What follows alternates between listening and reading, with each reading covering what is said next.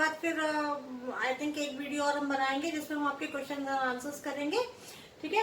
तो इसमें आज हम देखेंगे कि भाई जब दो लाइंस पैरेलल होती हैं एंड फिर उसको अगर एक ट्रांसवर्सल लाइन कट करे तो क्या क्या प्रॉपर्टीज एंगल्स की मिलती हैं, हमें क्या क्या आपके इक्वेशंस मिलते हैं, क्या प्रॉपर्टीज मिलती है, इस सब पे हम देखेंगे। उससे पहले मैं आपसे बोलना चाहूंगी, please do subscribe the channel, अपने फ्रेंड्स के साथ शेयर कीजिए, बेल आइकॉन दबाइए नोटिफिकेशन के लिए, जिससे आपको नोटिफिकेशन मिले हमारे वीडियोस का, and do watch without skip. Thank you so much. So let's start. तो आज हमारा है लाइंस एंड ट्रायंगल्स, जैसा मैंने आपको बताया। तो जो हमारा फर्स्ट है दैट इज कि सबसे पहले दो पैरेलल लाइंस हम देखते हैं कि भाई पैरेलल लाइंस को जब ट्रांसवर्सल लाइन कट करे तो हमारा क्या प्रॉपर्टीज मिलती है। तो चलिए इसके लिए हम ले लेते हैं, एक पैरेलल लाइन मैंने ले ली PQ एंड दूसरी पैरेलल लाइन ले ली मैंने XY, ठीक है, या RS। चलिए RS मान लेते हैं, PQ RS ज्यादा सही रहेगा, तो इसको मैंने ले लिया RS।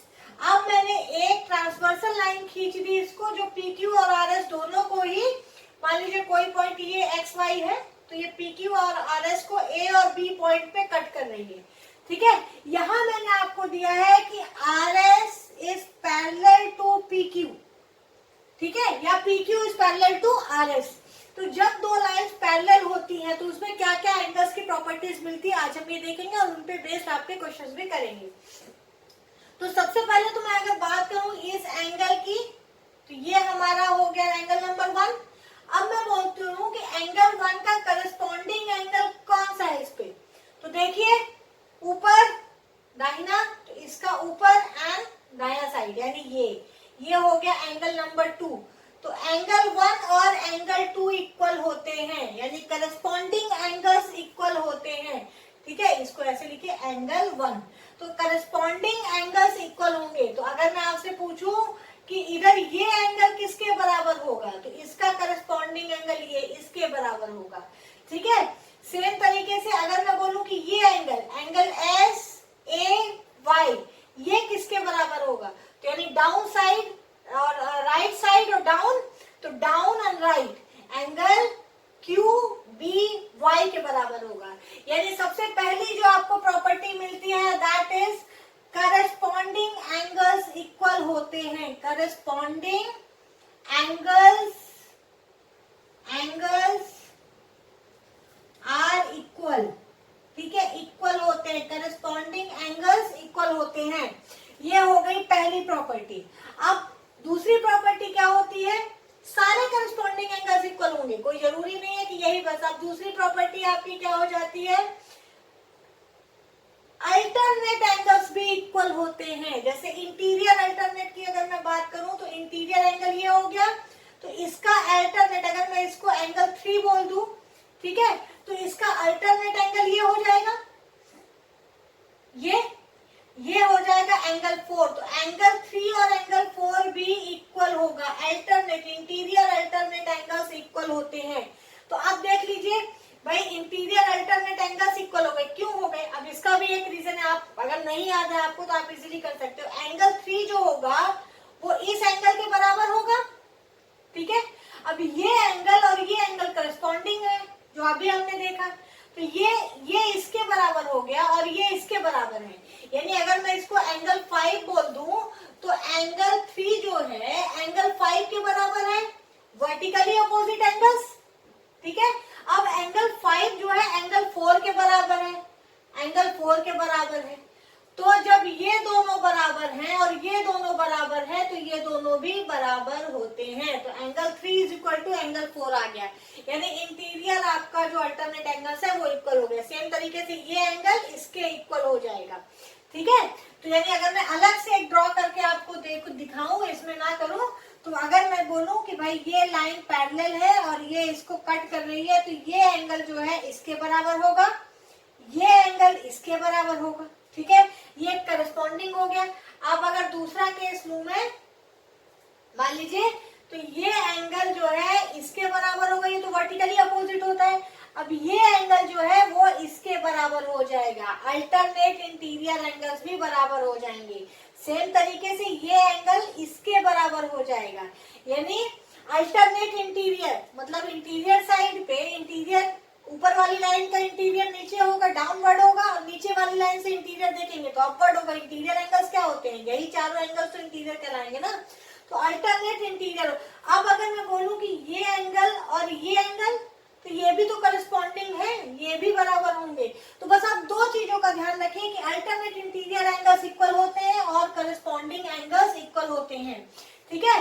और तीसरी चीज है कि एक ही साइड के जो इंटीरियर एंगल्स होते हैं, यानी अगर मैं यहाँ पे एंगल 4 इसको नाम दे दूं, अगर मैं इसको बोल दूं कि ये एंगल 4 है, तो एक ही साइड के इंटीरियर एंगल्स यानी एंगल 3 एंड एंगल 4, इन दोनों का सम होता है वो 180 डिग्री होता है, 180 डिग्री होता है।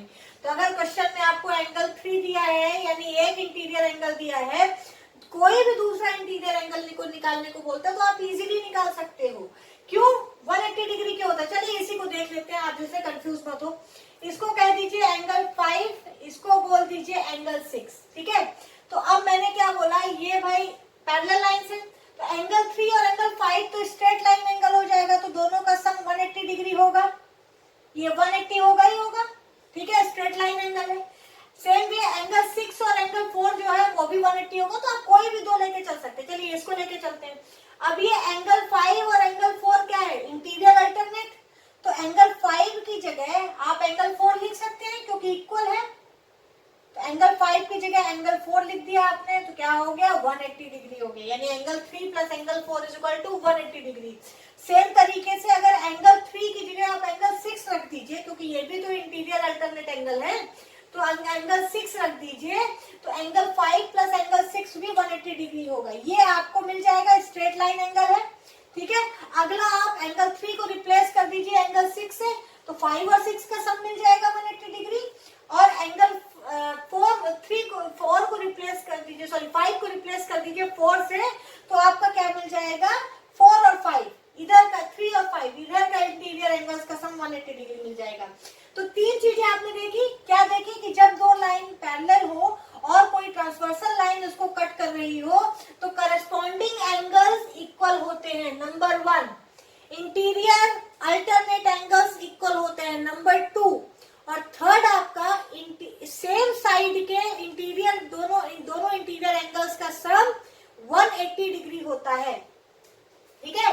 ये तीन हो गए, ये तीन चीजों के बेस आपके सारे क्वेश्चंस रहेंगे, आपको करने रहेंगे। बस इन तीन चीजों का कॉन्सेप्ट अगर आपका क्लियर है तो आपसे ऐसा कोई क्वेश्चन नहीं है जो आपसे नहीं बनेगा, सारे क्वेश्चंस ही बनेंगे, ठीक है। तो और इन्हीं पे बेस आगे हम ट्राइंगल्स भी पढ़ेंगे, ट्राइंगल्स का जो है इसी पे बेस रहेगा, सारे क्वेश्चंस इसी पे बेस रहेंगे।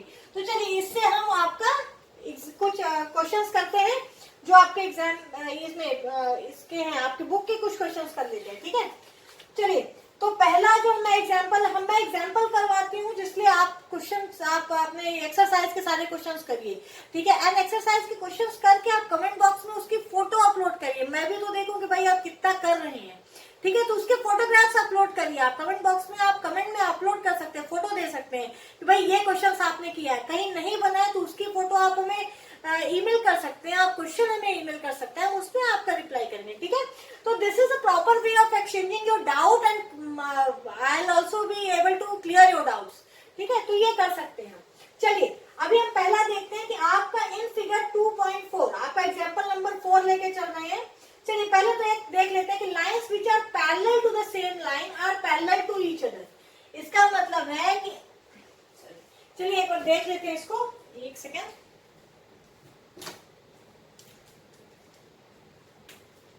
ठीक है, इसको देख लेते हैं कि भाई lines which are parallel to same line, अगर यहाँ पे मुझे ए बी दिया है, ठीक है, ये पैरेलल है सी डी के, सी और डी के, और फिर ये सी और डी, ये ए बी जो है ये एक पी क्यू के भी पैरेलल है। मान लीजिए ए बी जो है कह रहा है lines which are parallel to same line, A B parallel है सी डी के और ई एफ भी पैरेलल है सी डी के। अगर मैं कहूं कि A B is parallel to C D and E F is parallel to C D, तो ये ए बी और ई एफ भी एक दूसरे के पैरेलल होती हैं, तो A B is parallel to E EF ये भी होता है। ये आपको प्रूव करना रहेगा, इजीली प्रूव कर सकते हैं। कैसे? चलिए एक लाइन खींच दीजिए, ट्रांसवर्सल लाइन RS, ठीक है। अब क्या दिया कि AB और CD पैरेलल है, AB और यानी ये और ये सॉरी ये और ये पैरेलल है, तो आपका ये एंगल 1 ये एंगल 2 हो जाएगा, ये एंगल 3 कर दीजिए, ये एंगल 4 हो जाएगा। तो अब ये जब दोनों पैरेलल हैं तो angle 1 is equal to angle 2 आ गया, करस्पॉन्डिंग एंगल्स, ठीक है। अब अगला क्या कह रहा है, EF भी CD के पैरेलल है, यानी EF और CD भी पैरेलल है, तो इसको कर दीजिए एंगल 1 2 3 4, तो इसको कर दीजिए 5 और 6 कर दीजिए, तो इसको कर दीजिए एंगल 5 और ये एंगल 6। तो अब जब EF और CD एक दूसरे के पैरेलल है, अभी इस लाइन को भूल जाइए, तो ये करस्पॉन्डिंग और ये करस्पॉन्डिंग एंगल भी तो एक दूसरे के इक्वल होंगे। तो इस EF और CD से ये किससे मिला हमें, ये मिल गया हमारा AB is parallel to CD, ठीक है। अब अगला क्या है कि EF is parallel to CD, इससे हमें क्या मिल गया, इससे हमें मिल रहा है कि angle 2 is equal to angle 5 is equal to angle 5। अब यहाँ देखिए एंगल 1 जो है एंगल 2 की इक्वल है और एंगल 2 एंगल 5 की इक्वल है। इसका मतलब क्या हुआ कि angle 1 is equal to angle 5, angle 1 is equal to angle 5। तो अगर मैं इस चीज को भूल जाऊं, अभी ये बीच वाली चीज को आप भूल जाइए, मान लीजिए मैंने इरेज कर दिया, इसको भूल जाइए, तो आपके ये दोनों करस्पॉन्डिंग एंगल हो गए ना। तो जब करस्पॉन्डिंग एंगल इक्वल हो गए मतलब ये दोनों लाइन भी आपस में पैरेलल हो गई, यानी AB is parallel to EF। इस तरीके से आप प्रूव कर सकते हैं। बीच में कितनी भी लाइंस पैरेलल कीजिए, यानी कोई भी 2 लाइंस या 3 लाइंस या 4 लाइंस अगर किसी एक लाइन के पैरेलल हैं तो वो सारी लाइंस आपस में पैरेलल होती हैं, ठीक है। तो इस तरीके से आप ये कर सकते हैं, ये आपका प्रूफ हो गया। अब चलिए अब आपका क्वेश्चन देख लेते हैं कि भाई क्वेश्चंस क्या क्या आए हैं आपके से, आपके दिए हैं एग्जांपल में, एंड देन उसे एक्सरसाइज में आप कर लेंगे। तो आपका जो दिया है एग्जांपल नंबर 4 दिया है, वो दिया है कि in figure 6.24 if PQ is parallel to RS। तो आपका दिया है कि PQ is parallel to RS। Parallel line जब भी आप बनाइए तो हमेशा एक स्ट्रेट लाइन ही बनाइए, हॉरिजॉन्टल स्ट्रेट लाइन या वर्टिकल स्ट्रेट लाइन ही बनाइए। तो यहाँ पे मैं हॉरिजॉन्टल स्ट्रेट लाइन बना के चलती हूँ, PQ is parallel to RS, ठीक है। दिख रहा है ना सबको? थोड़ा सा प्रॉब्लम है मार्कर्स के साथ इस समय, एक्चुअली लॉकडाउन के चलते हम बाहर भी नहीं जा पाते हैं, ठीक है। शॉप्स भी ज्यादा ओपन नहीं है, मुंबई में तो बहुत ज्यादा हालत खराब है, जिसकी वजह से शॉप्स काफी बंद रहती है, ठीक है, तो हम नहीं ला पाते हैं। फिर भी आई ट्राई कि नेक्स्ट टाइम से ऐसा दिक्कत ना आए। तो PQ is parallel to RS, ठीक है। अब इसको दिया है कि इफ, अभी फिगर क्या दिया है, एंगल XM यहां से निकाला है आपकी एक XM, यहाँ पे X से कर रहा है और यहाँ पे M, और यहाँ से दे दिया है आपका MY, फिगर ये दिया है आपका, ठीक है। इसको M थोड़ा नीचे लिखते हैं, MY, ठीक है। तो आप बोल रहा है कि आपको angle MXQ, angle MXQ is 135 degree, 135 degree. इसको मैं ऐसे सॉल्व करूंगी, आप देखेगा आपको जरा सा भी टाइम नहीं लगेगा। तो आपका पूछ रहा है angle MYR is equal to 40 degree, MYR यानी ये एंगल दिया है, ये 40 डिग्री दिया है। तो आपका क्या पूछ रहा है, एंगल XMY निकालिए, XMY यानी ये एंगल आपको निकालना है, ठीक है। तो इजी तो ये बहुत है, चलिए देख लेते हैं कैसे करेंगे आप। एंगल X यहाँ पे देखिए, इस पॉइंट पे ये मिल रहा है, तो एक काम करते हैं, इसी पॉइंट से एक पैरेलल लाइन खींच दीजिए, इस पॉइंट से एक पैरेलल लाइन खींच दीजिए। इसको आपने कोई भी मान लीजिए P' Q' मान लिया, इस पैरेलल लाइन को, या AB मान लीजिए, AB मान लीजिए, A और B मान लिया, ठीक है। इस पैरेलल लाइन को मैंने A और B मान लिया, ये मानी हुई है, इससे मैंने डॉटेड बनाई है। अब अगर मैं देखूं कि भाई इस पे मुझे ये पूरा एंगल अभी भूल जाते हैं, हमें निकालना पूरा एंगल है, बट मैं ये भूल जाती हूँ इस पैरेलल लाइन पे। तो ये लाइन, चूंकि ये लाइन दोनों के पैरेलल है, तो ये एंगल और ये एंगल, अगर मैं इस तीसरी लाइन को आप थोड़ी देर के लिए भूल जाइए, केवल इन दोनों को देखिए, PQ एंड AB को देखिए। तो PQ एंड AB को देखेंगे तो angle MXQ, angle MXQ plus angle XMB plus angle XMB side के, दाहिने साइड के, राइट साइड के इंटीरियर एंगल्स है, तो इसका सम कितना होता है 180 डिग्री। ठीक है, अब आपको एंगल एम एक्स क्यू कितना दिया है 140 degree plus angle X M B, ये कितना है आपका 180 डिग्री। इसमें आप नीचे लिखेंगे interior angles of same side of two parallel lines are sum of interior angles of same side interior angles of two parallel lines is 180 degree, ये आप लिखेंगे उसमें। ठीक है, क्योंकि सेम साइड के इंटीरियर एंगल्स का होता सम जो होता है सेम साइड इंटीरियर एंगल्स। ठीक है, बस इतना बस लिख देंगे ना इंटीरियर एंगल्स, तो इसका सम क्या हो जाएगा 180 डिग्री हो जाएगा। अब ये 140 आपका इधर आएगा माइनस में, तो एंगल एक्स एम बी आपका आ जाएगा 40 डिग्री। एक्स एम बी यानी ये एंगल आपका आ गया 40 डिग्री।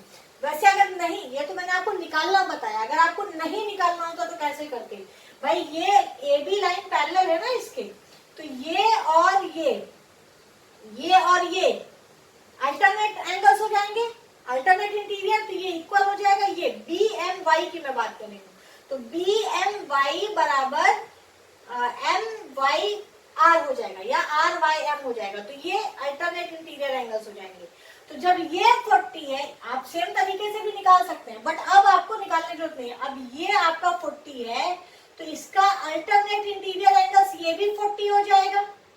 ठीक है, तो आपका एक्स एम बी कितना मिल गया, एक्स एम बी बराबर 40 डिग्री, सॉरी 180 में 35 माइनस कीजिए, 180 ये 135 है, 140 नहीं है, ये 135 है, तो 135 माइनस करेंगे 180 में, तो ये 45 डिग्री आएगा, 45 डिग्री। ठीक है, तो ये 135 है, 140 नहीं है, तो यहाँ पे 145 डिग्री आ गई। ये कितना आ गया 45 डिग्री आ गई, ये आपका आ गया 45 डिग्री। चलिए इसको दोबारा लिख देते हैं, ये आ गया आपका 45 डिग्री, तो ये एंगल 45 डिग्री आ गया। और सेम ये तो आपका हो गया पहला, ये फर्स्ट आपने सॉल्व कर लिया। अब सेकंड क्या कह रहा है कि एंगल एम वाई आर या angle R M Y equals to angle B M Y, angle B M Y कितना दिया है 40 डिग्री दिया है। यहां पे आप लिखेंगे alternate interior angles, alternate interior angles. ठीक है, इंटीरियर एंगल्स पैरेलल लाइन के ऑफ टू पैरेलल लाइंस, इतना ध्यान रखना। ठीक है, तो ये 40 डिग्री, तो ये आ गया आपका 40 डिग्री। अब ये 40 आ गया, ये 45 आ गया, तो पूरा एंगल क्या होगा दोनों का सम, तो angle X M Y is equal to angle X M B, यानी angle X M Y is equal to angle X M B plus angle B M Y plus angle B M Y, तो ये आ गया ये, तो 40 degree में 45 degree add कर दीजिए तो आपका 85 डिग्री आ जाएगा, यानी ये पूरा एंगल आपका 85 डिग्री का होगा। तो इस तरीके से आप ये क्वेश्चन सॉल्व कर लेंगे। बस 3 चीजों का यूज होगा, ध्यान रखिए, थोड़ा सा दिमाग लगाइए। पहला तो आपका जो एक ही साइड के इंटीरियर एंगल्स होते हैं उनका सम 180 डिग्री होता है। जब दो पैरेलल लाइन को एक ट्रांसवर्सल लाइन कट करे, हमेशा नहीं, अगर लाइंस ये PQ और AB पैरेलल नहीं होंगी या PQ RS पैरेलल नहीं होंगी तो ये नहीं लगेगा। ठीक है, लेकिन आपको क्वेश्चन जो देगा मोस्टली पैरेलल से ही देगा यहाँ पे। तो जब दो लाइंस पैरेलल हो और उनको एक ट्रांसवर्सल लाइन कट करती है तो उसमें 3 चीजें ध्यान रखनी है। पहली तो एक ही साइड के इंटीरियर एंगल्स का सम 180 डिग्री होता है। सेकेंड, करस्पॉन्डिंग एंगल्स इक्वल होते हैं। थर्ड, इंटीरियर अल्टरनेट एंगल्स या एक्सटीरियर अल्टरनेट एंगल्स या अल्टरनेट एंगल्स एक दूसरे के इक्वल होते हैं। ठीक है, तो इस तरीके से आप ये क्वेश्चंस कर सकते हैं। चलिए अब नेक्स्ट देखते हैं हमारा क्या है। एक और क्वेश्चन कर लें। तो अब है, if a transversal intersects two lines such that the bisectors of a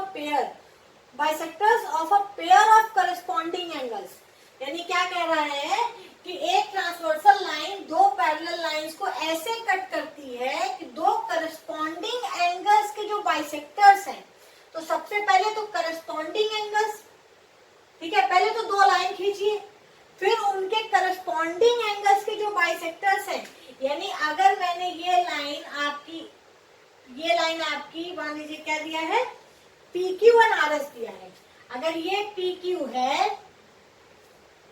ये RS दिया है, ये RS है, ठीक है, तो ये कह रहा है कि एक ट्रांसवर्सल लाइन ऐसे कट करती है ये कि इनके करस्पॉन्डिंग एंगल्स के बाइसेक्टर, तो पहला तो करस्पॉन्डिंग एंगल्स ये और ये हो जाएगा, फिर इनके बाइसेक्टर्स, तो इसके बाइसेक्टर क्या हो जाएगा, ये हो जाएगा, ये मान लीजिए इसका बाइसेक्टर और ये हो जाएगा इसका बाइसेक्टर, ठीक है, करस्पॉन्डिंग एंगल्स के बाइसेक्टर्स, तो सबसे पहले करस्पॉन्डिंग एंगल्स फिर उसका बाइसेक्टर, तो बाइसेक्टर का मतलब मैंने क्या बताया था कि जो किसी भी एंगल को, बाइसेक्टर ऑफ एन एंगल जो किसी एंगल को दो इक्वल पार्ट्स में डिवाइड कर दे, तो अगर ये आपका बाइसेक्टर दिया, क्या नाम दिया है इसको, BE और CG दिया है, ये C है, ये G है, ये B है, ये E है, ये दिया हुआ है, ठीक है, तो ये बोल रहा है कि बाइसेक्टर्स रे बाइसेक्टर्स आर पैरेलल, ये कह रहा है कि ये EB और CG पैरेलल है, EB और CG जो है आपका पैरेलल है, ये पैरेलल दिया है आपको, ठीक है, तो क्या बोल रहा है, then prove that two lines are parallel, तो अगर इनके करस्पॉन्डिंग एंगल्स के बाइसेक्टर्स पैरेलल है तो ये दोनों लाइन पैरेलल होती है, आपको ये प्रूव करना है। चलिए कोई बात नहीं, देख लेते हैं इसको भी कैसे करेंगे। अभी ये मेरा बाइसेक्टर है, BE बाइसेक्टर है एंगल, इसको मान लीजिए क्या दिया आपके उसमें, AB दिया है, AD दिया है, लाइन AD दिया है, तो ये AD दिया है, ठीक है, अच्छा ये ABCD है, सब 4 पॉइंट एक लाइन से लिया है, तो ये AD लाइन अगर ट्रांसवर्सल लाइन है जो PQ और RS को ऐसे डिवाइड करती है कि इनके करस्पॉन्डिंग एंगल्स के बाइसेक्टर EB हो गया और CG हो गया, ये पैरेलल है, ये पैरेलल है, तो आपको प्रूफ करना है कि PQ is parallel to RS।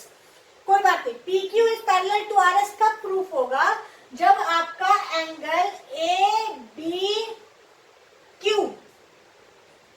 Equal proof हो जाए एंगल ACS के, ठीक है, एंगल ACS के इक्वल प्रूफ हो जाए, angle ABQ is angle ACS, अगर इतना प्रूफ हो जाए तो ये दोनों करस्पॉन्डिंग एंगल हो जाएंगे, और जब करस्पॉन्डिंग एंगल इक्वल हो जाएंगे, ये पूरा इस बीच वाले पार्ट को अगर भूल जाइए, तो अगर ये पूरा करस्पॉन्डिंग एंगल हो जाए तो ये लाइंस पैरेलल प्रूफ हो जाएंगी, ठीक है, तो अब ABQ क्या है आपका, ABQ क्या है, ABQ आपका, ABQ की जगह क्या लिख सकते हैं, एंगल ABE प्लस ये एंगल प्लस ये angle plus angle EBQ plus angle EBQ, ये लिख सकते हैं।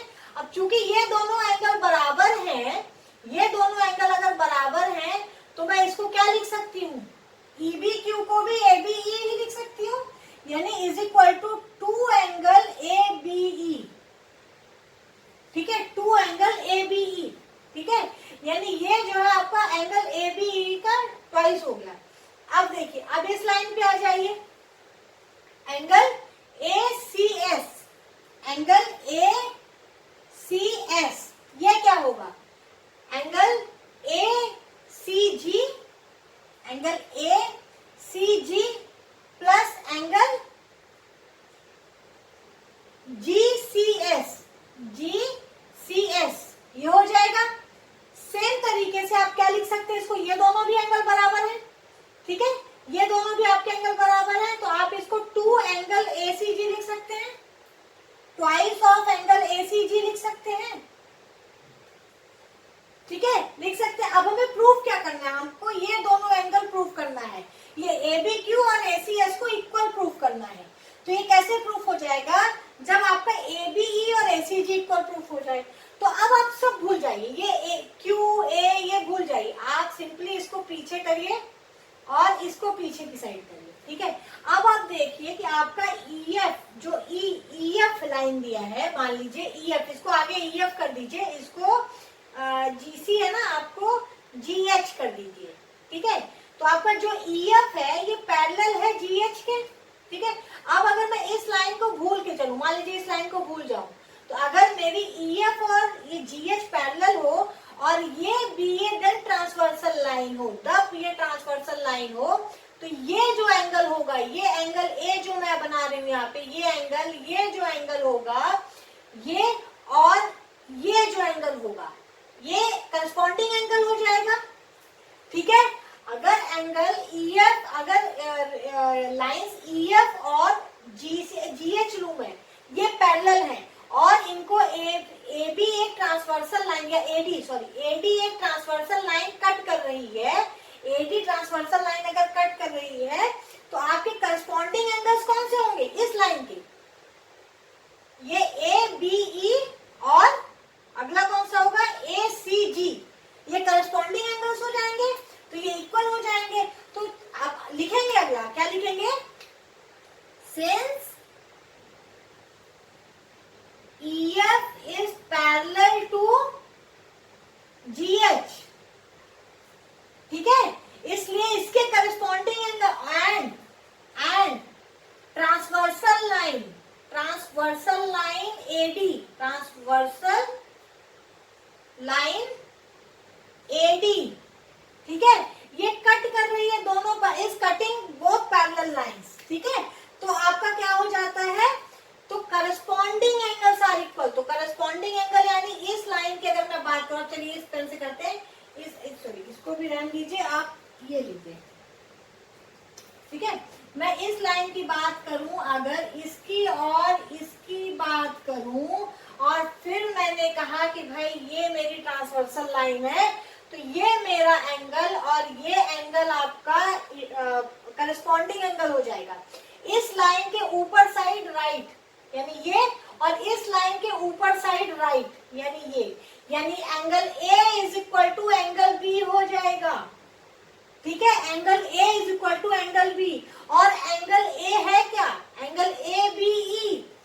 ठीक है, यानी आपका क्या हो गया, यहाँ पे लिखती हूँ मैं, angle ABE is equal to angle B क्या है, एंगल ACG, एंगल ACG। अब दोनों में 2 का मल्टीप्लाई कर दीजिए, यानी twice of angle ABE is equal to twice of angle ACG। ठीक है, और एंगल ABE का ट्वाइस क्या है, एंगल ABQ, पहले प्रूफ हो चुका है, तो twice of angle 2 into angle ABE की जगह आप क्या लिख सकते हैं, एंगल ABQ, तो लिख लीजिए एंगल ABQ और 2 इंटू एंगल ACG यानी ACG, यानी ये एंगल, इसका ट्वाइस क्या है, एंगल ACS, प्रूफ कर चुके हो, ये देखिए ACG का ट्वाइस आपका एंगल ACS है, ये भी प्रूफ हो चुका है, तो इसकी जगह लिख लोगे एंगल ACS।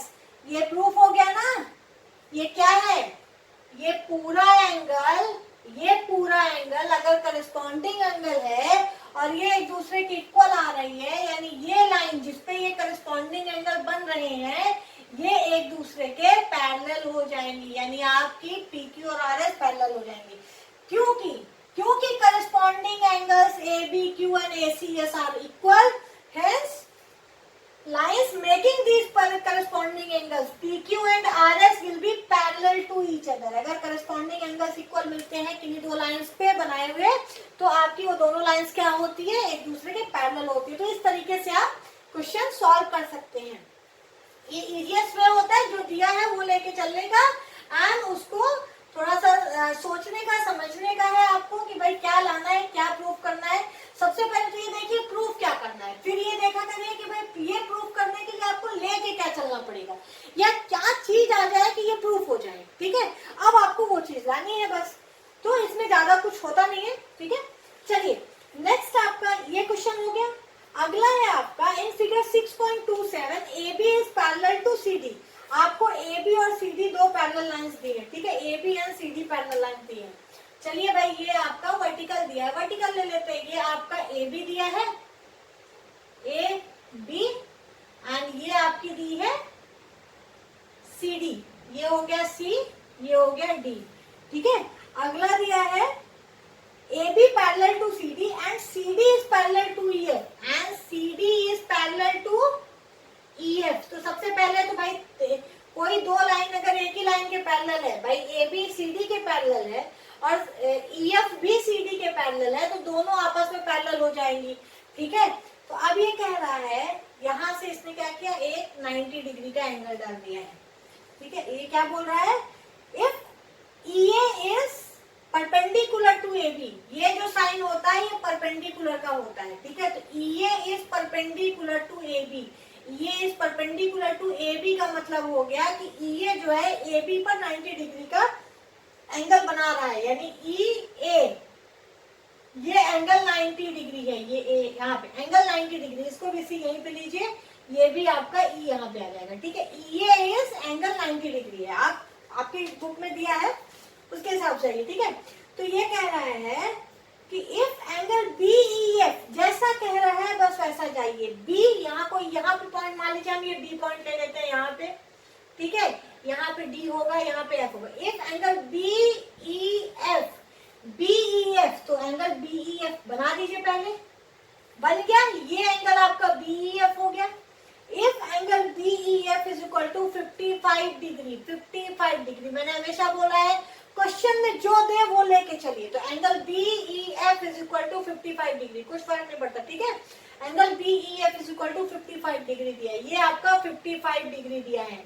तो बोला है कि एंगल Y निकालिए, एंगल X निकालिए और एंगल Z निकालिए, ये एंगल Z निकालिए। ठीक है, तो कुछ नहीं, इसमें कुछ भी नहीं रखा है, आप देखते ही बना सकते हो। सबसे पहले तो CD पैरेलल है EF के, मैं आप इसको सॉल्व नहीं करवाऊंगी, मैं आपको ऐसे ही बता रही हूँ, आपको सॉल्व करना है। CD पैरेलल है EF के, तो ये इंटीरियर एंगल्स हो जाएंगे सेम साइड के। देखिए राइट साइड, अब आप इसको ऐसे अगर पलटा के देखिए तो ये देखिए राइट साइड में एक ही साइड पे है, राइट साइड में है, तो ये इंटीरियर एंगल्स, ये दोनों लाइंस के बीच में जो बन रहा है वो इंटीरियर हो गया, और एक ही साइड मतलब राइट साइड।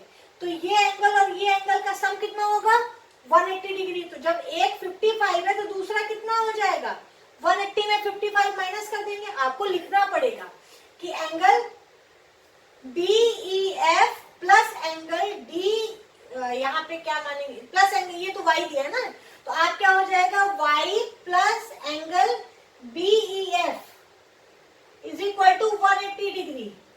ठीक है, तो एंगल Y कितना हो जाएगा, 180 में ये 55 दिया है, ये तो 55 दिया है, तो ये 55 इधर जाएगा माइनस में, तो 180 में 55 माइनस कीजिए, कितना हो जाएगा आपका 125। तो ये एंगल आपका आ गया 125, यानी Y इज इक्वल टू आ गया 125 डिग्री। ठीक है, Y इज इक्वल टू कितना आ गया, 125 डिग्री आ गया। अब जब Y 125 आ गया तो अब ये CD और AB पैरेलल है, तो X और Y करस्पॉन्डिंग एंगल है, तो X और Y इक्वल हो गए, यानी 125 डिग्री हो गया।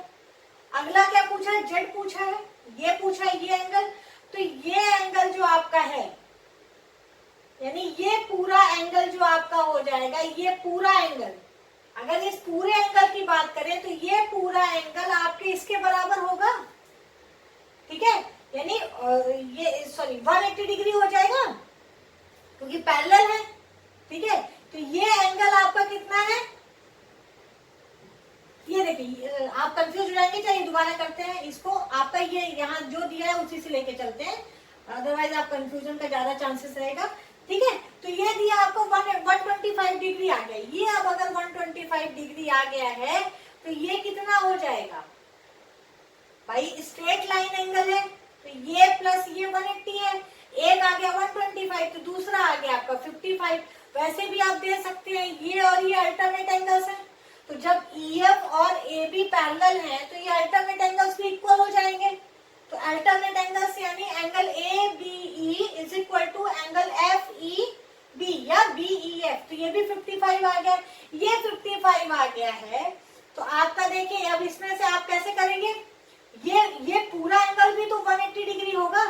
ठीक है, लेकिन उसको अभी रहने देते हैं, ये 55 आ गया है, ये 90 डिग्री है आपका, तो ये कितना हो जाएगा।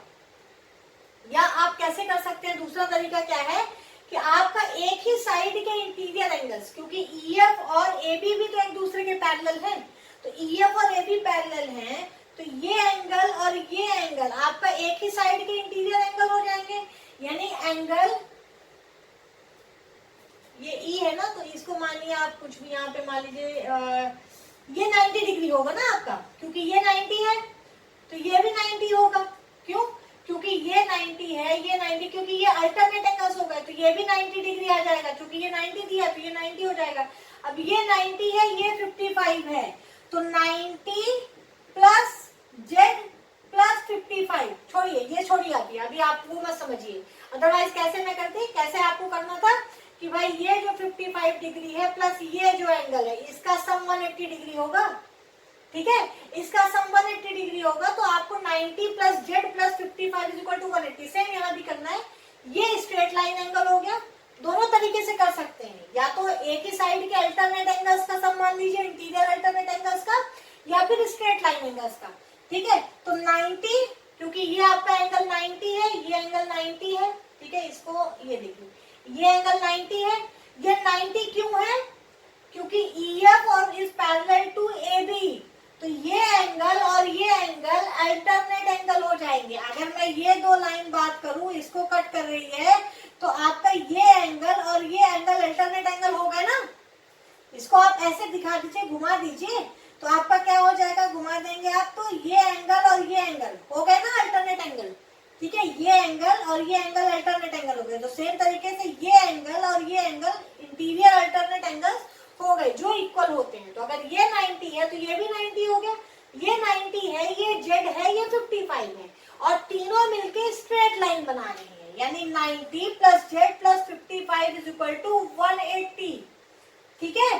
तो z इज इक्वल टू कितना हो जाएगा, 180 में 90 माइनस करेंगे तो 90, और फिर 90 में 55 माइनस करेंगे तो आपका कितना आ जाएगा 35, यानी आपका x इज इक्वल टू आया 125 degree, y is equal to आया 125 डिग्री, और z इज इक्वल टू आया 35 डिग्री। इस तरीके से आप कर सकते हैं ये क्वेश्चन, ठीक है। तो आज इतना ही, आप ये एक्सरसाइज करिए 6.2 पूरी। कहीं कोई प्रॉब्लम आती है तो definitely do comment us, we really love to see your feedback, we really love to reply to your comments, and आप हमें ईमेल भी कर सकते हैं 10thclasses1@gmail.com पे।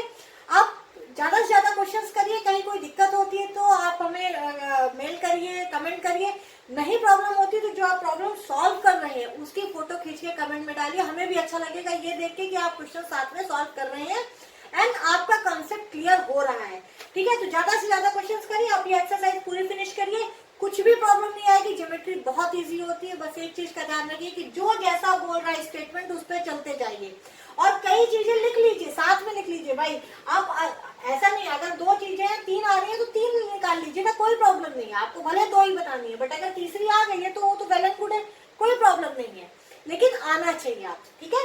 तो 3 पे बेस्ड है यहाँ पे सारे क्वेश्चन, जो मैंने आपको 3 बातें बताई पैरेलल लाइंस और ट्रांसवर्सल लाइन को लेके। कल हम पढ़ेंगे एंगल्स सम जो प्रॉपर्टी है ट्राइंगल की वो, और फिर उससे रिलेटेड क्वेश्चंस कैसे होंगे, वो हमारा लास्ट रहेगा इस चैप्टर का वीडियो। फिर उसके बाद हमारा ट्राइंगल से स्टार्ट होगा, बहुत ही अच्छा चैप्टर है, बहुत सारे एग्जाम्स हैं, बहुत सारे पोस्टलेट्स हैं, हम डेफिनेटली उसको अच्छे से देखेंगे। एंड ज्योमेट्री साथ में करते जाइए, बहुत मजेदार होती है। बस ज्योमेट्री का एक रामबाण है, एक ही रूल है, जो जैसा स्टेटमेंट बोल रहा है वैसा बनाते जाइए। पूरा क्वेश्चन पढ़ने में मत लगिए कि पहले मैं पूरा क्वेश्चन पढ़ लूं, पहले 2 लाइन पढ़िए, 2 लाइन में आपको क्या बोला है वो करिए, फिर अगला 1 लाइन पढ़िए वो करिए, फिर कौन सा एंगल क्या है, इससे आपको ज्योमेट्री बहुत इजी हो जाएगी, ठीक है। So thanks for watching, don't skip my video, जरूर लाइक करिए, सब्सक्राइब करिए, शेयर कीजिए, बेल आइकॉन दबा के रखिए, नोटिफिकेशन आपको सबसे पहले मिलेगा, and do share with your friends. Thank you so much for watching, thank you.